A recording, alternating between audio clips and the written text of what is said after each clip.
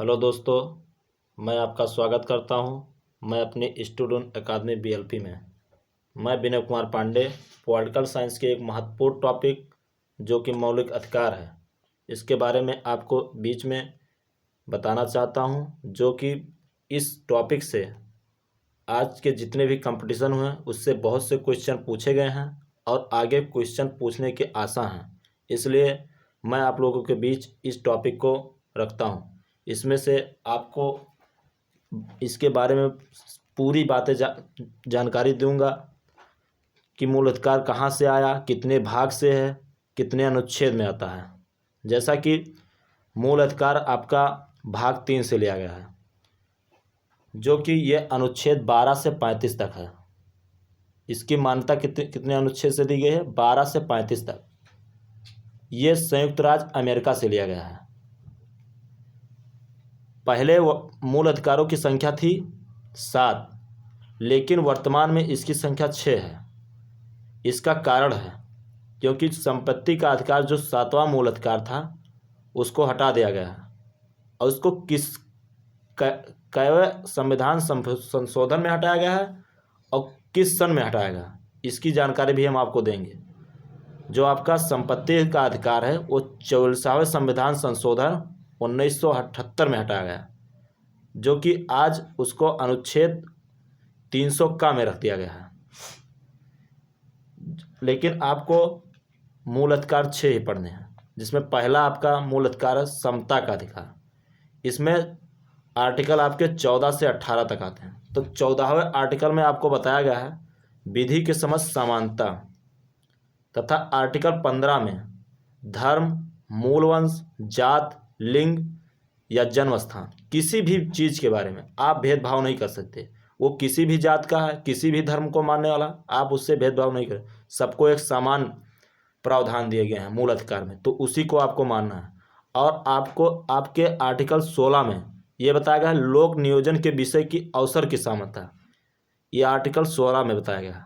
Article 17 में छुआछूत, अस्पृश्यता का अंत, मतलब आप किसी भी उच्च वर्ग के हैं तो निम्न वर्ग के लोगों को नहीं छुएंगे, ऐसा बात इस आर्टिकल किसी भी प्रावधान में नहीं किए गए हैं। तो ये आर्टिकल 17 में बताया गया कि आप छुआछूत का भावना नहीं रखेंगे, सबको एक समान मानेंगे।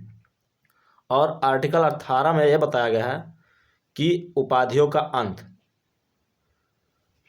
आर्टिकल 18 में बताया गया है उपाधियों का अंत। और दूसरा आपका मूल अधिकार है स्वतंत्रता का अधिकार। ये स्वतंत्रता का अधिकार बहुत ही इम्पोर्टेंट अधिकार माना गया है, क्योंकि ये आर्टिकल 19 से 22 तक है। आर्टिकल 19 में बताया गया है वाक स्वतंत्रता आदि विषय कुछ अधिकारों का संरक्षण। आर्टिकल 20 में यह बताया गया अपराधों के लिए दोष सिद्ध करने के लिए, इसमें आपको बताया गया आर्टिकल 20 में अपराधों के लिए दोष, इस चीज़ की जानकारी आर्टिकल 20 में दी गई है। आर्टिकल 21 में प्राण और दैहिक स्वतंत्रता का अधिकार दिया गया कि आप किसी के प्राण को मनचाहे मतलब उसको मार नहीं सकते हैं, इसकी भी आपकी स्वतंत्रता दी गई है। किसी को आप अपने मन से नहीं मार सकते हैं बिना गलती के, यह आर्टिकल 21 में बताया गया। आर्टिकल 22 में कुछ दशाओं में गिरफ्तारी, अगर आप गलत काम करेंगे तो ये आपके प्रावधान मूल अधिकार में दिए गए हैं कि आपकी गिरफ्तारी होगी, आपके ऊपर कानून बनेगा, ये आपके आर्टिकल 22 में दिया गया है। ऐसा प्रावधान है, इससे आप वंचित नहीं हैं, इससे इसको आपको मानना होगा। और कुछ आर्टिकल को आपके दूसरे पेज में बताया जाएगा।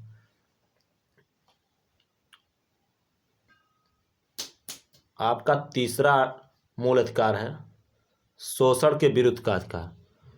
23 से 24 आर्टिकल में बताया गया, 23 से 24 आर्टिकल में बताया गया। 23 आर्टिकल में बताया गया बलात्कार, शर्म व मानव के दुर्व्यवहार का निषेध, 23वें आर्टिकल में बताया गया। 24 में बताया गया कारखानों में बाल श्रम का निषेध। ये सबसे इम्पोर्टेंट आपका आर्टिकल माना गया है, क्योंकि छोटे बच्चों को बताया गया है आर्टिकल में कि उनको पढ़ाई की सरकार पूरा व्यवस्था दे रहा है, उनको आप किसी कारखाने में काम नहीं करवा सकते हैं, केवल उनको पढ़ाई का दिया गया अधिकार, पढ़िए आगे बढ़िए।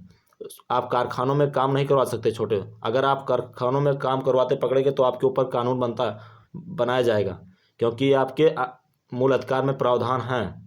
चौथा आपका मूल अधिकार है धार्मिक स्वतंत्रता का अधिकार, जो कि आर्टिकल 25 से 28 के बीच आता है। इस मूल अधिकार में आर्टिकल 25 और 26 सबसे इम्पॉर्टेंट है। इसमें 25 में बताया गया धर्म को मानने व प्रचार करने की स्वतंत्रता। आप किसी भी धर्म को मान सकते हैं, उस धर्म का खुले में प्रचार कर सकते हैं, ये आपको पूरा अधिकार दिया गया है। 26वें आर्टिकल में बताया गया धार्मिक कार्यों के प्रबंध की स्वतंत्रता। आप अपने धर्म के पीछे चाहे जो भी काम कर, मतलब आप अपने धर्म को मानने के लिए किसी भी प्रबंध के बारे में स्वतंत्रता दी गई है। आपके आर्टिकल 27 में बताया गया किसी धर्म विशेष की अभिवृद्धि के लिए करों के संदाय के बारे में स्वतंत्रता। आप अपने मतलब धर्म को मानने के लिए, उसके प्रचार करने के लिए आप उसमें अपने उस धर्म को मानने वालों से कर आप इकट्ठा कर सकते हैं। आर्टिकल 28 में बताया गया है निश्चित शैक्षिक संस्थाओं में धार्मिक निर्देशों अथवा पूजा की उपस्थिति होने की स्वतंत्रता। आप स्कूल में पढ़ रहे हैं, किसी भी स्कूल में पढ़ के आए हैं, तो उसमें आप हर एक स्कूल में कोई ना कोई मंदिर को देखे होंगे। ये आपके आर्टिकल 28 में अनिवार्य किया गया कि हर स्कूल में पूजा करना होगा। इसीलिए हर स्कूल में मंदिरों का निर्माण हो रहा है, मतलब पहले से किसी न किसी स्कूल में है। तो मतलब ये आपको 28 में अनिवार्य है कि आप अगर शैक्षिक संस्थान में हो तो धर्म और पूजा से वंचित नहीं किया जाएगा। उसमें भी आपको पूजा और धर्म को मानने का पूरा अधिकार है। और आपका 5वां मूल अधिकार संस्कृति व शिक्षा संबंधी अधिकार। ये आपका मूल अधिकार बहुत इंपॉर्टेंट है क्योंकि इसमें शिक्षा के बारे में बताया गया है। ये आर्टिकल 29 से 30 तक आता है। आर्टिकल 29 में बताया गया अल्पसंख्यक वर्गों के हितों का संरक्षण। इसमें अल्पसंख्यक के वर्ग के बारे में संरक्षण के बारे में बताया गया है कि उनका संरक्षण कीजिए। आर्टिकल 30 में बताया गया शिक्षा संस्थानों की स्थापना। आप आर्टिकल 30 के अनुसार शिक्षण मतलब स्कूल खोल सकते हैं, उसमें शिक्षण कार्य आगे बढ़ा सकते हैं। इसकी स्थापना के बारे में बताया गया है। और आपका सबसे अंतिम मूल अधिकार है संवैधानिक, जो कि 6वां नंबर है, संवैधानिक उपचारों का अधिकार। आर्टिकल 31 और 32। इस आर्टिकल 31 में संपत्ति का अधिकार था, जो कि अब निरस्त कर दिया गया है। कौन से संविधान संशोधन में? 44वां संविधान संशोधन 1978 में।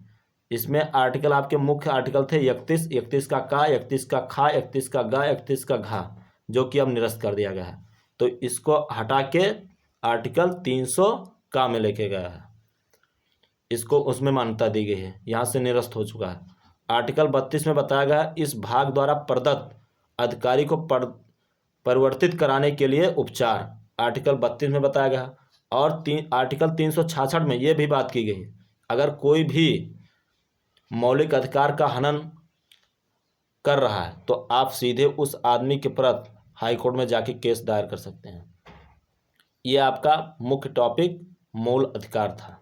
इसमें आपको ये कहाँ से आया, कितने भाग से लिया गया, कितने आर्टिकल कहाँ से कहाँ तक हैं, इसको इस टॉपिक में इसके बारे में आपको बताया गया।